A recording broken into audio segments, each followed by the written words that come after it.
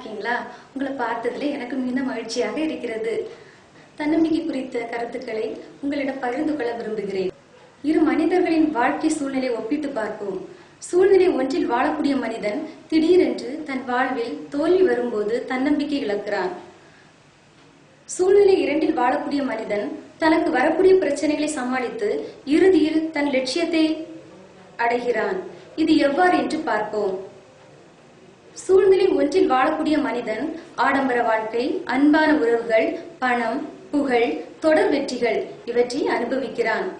ஆனால் திடீரென்று ஏதோ ஒரு சூழ்நிலையின் காரணமாக தோல்வி ஏற்பட்டால் தன்னம்பிக்கை இழக்கிறான். வாழ்க்கையில் தடுமாற்றம் ஏற்பட்டு வீழ்ந்து கிடக்கிறான். காரணம் என்ன? அவனிடம் தன்னம்பிக்கை இல்லை.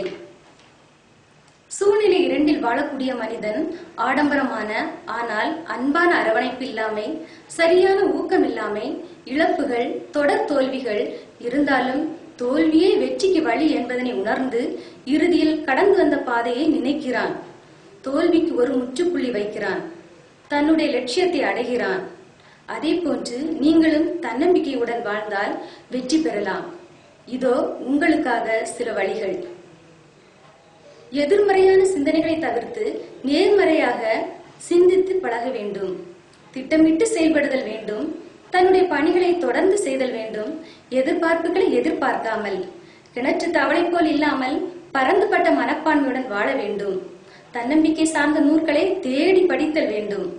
ஆளுமை தன்மை வளர்த்து கொள்ள வேண்டும். இறை நம்பிக்கையும் தேவை. எடுத்துக்காட்டாக திருவிவிலியம் சீராக் ஆகமம் 4ஆம் அதிகாரம் 20 முதல் 31 வரை உள்ள இறை வார்த்தைகள் தன்னம்பிக்கை குறித்த கருத்துக்கள் இருக்கின்றன. வெற்றி உங்களை தேடி வரும். மறவாதீர். நன்றி, வணக்கம்.